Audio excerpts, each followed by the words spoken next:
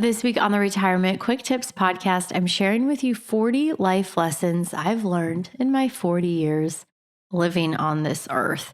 And today I want to talk about some lessons I've learned about building good habits and developing character as well. I think in the world we live in today, people don't see the benefit of becoming a virtuous person, having more patience, more kindness, more understanding, more love. I think we lack that desire to grow in virtue.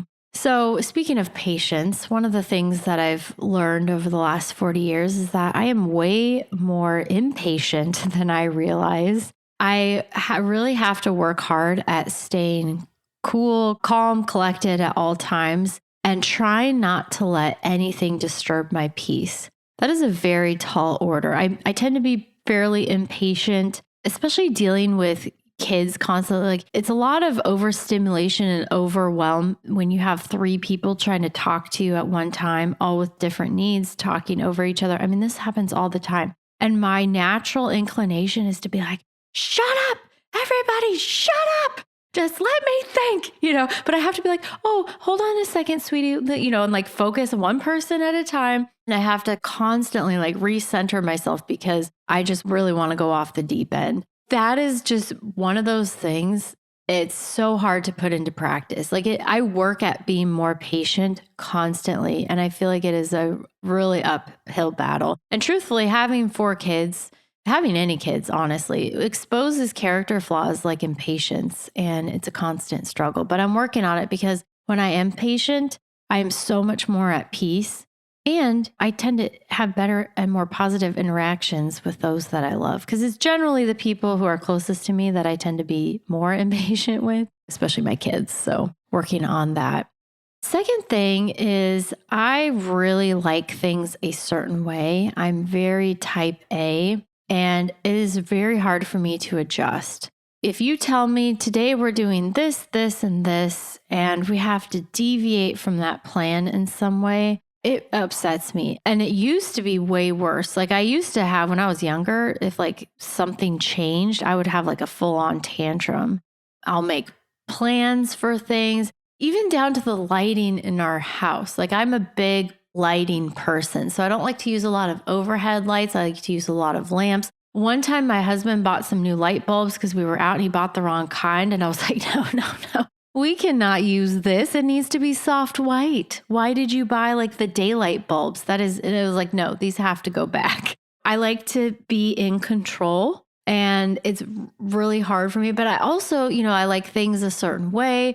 I'm the baby of the family, but my sister is 11 years older than me. So she went off to college when I was in 2nd grade. And so I spent like the second half of my childhood basically functionally as like an only child. So I'm sort of used to having things a certain way and nobody sort of disrupting what I would like. That's true both, I think, when you're the baby of the family and when you are an only child or have a sibling that is so much older than you. So it is hard for me to adjust. And I think some of this is also pride, insisting on your own way. There's a lot of selfishness in that too, like I want what I want. And I'm thinking about my needs, and whatever you want, it's like, okay, I'll consider it. So I'm working on going with the flow more, not being so uptight about things needing to be a certain way and exactly how I want them to be.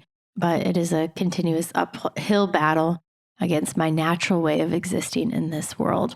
The third lesson I've learned about building character and good habits is having a clean and well-kept home is its own reward. It's taken me quite a long time, a lot of trial and error to develop certain habits, but having kids is something that kind of forces you, unless you want to live in complete mess and chaos all the time. I have routines. Like on Mondays, I'll do certain things, and I work from home on Thursdays, so that's the day I do laundry. Fridays, I do a lot of laundry. But I do laundry on specific days during the week. And yes, sometimes the schedule changes or we might be traveling or doing something else that I can't stick to that schedule. But in general, I do. And I have a set of reminders so that I'm like, okay, yeah, Thursday is the day that I do this, this, and this. Also, my mom got me a robot vacuum / mop thing.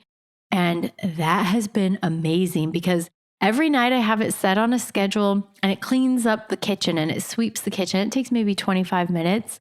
And when I go to clean the dustbin and I clean out like the water tank, I see all the disgusting stuff that it picked up, all the dust and the crumbs and everything else and the hair. And I'm like, wow, because previously, before I got this robot, I'm not vacuuming my kitchen every single night. Like, no way is that happening. So having routines, having some help and some shortcuts is really, really helpful. And I love having a clean home. I try to keep things as decluttered as possible because it is so much more peaceful and enjoyable to be at home when you're not living in a dirty mess all the time. So very, very peaceful. And I didn't realize that until I reflected on it more. I just like it because I like things a certain way and I like a clean home. But it is really its own reward in having a clean and somewhat organized and functional house. All right, that's it for today. Thank you so much for listening. My name is Ashley Michike, and this is the Retirement Quick Tips Podcast.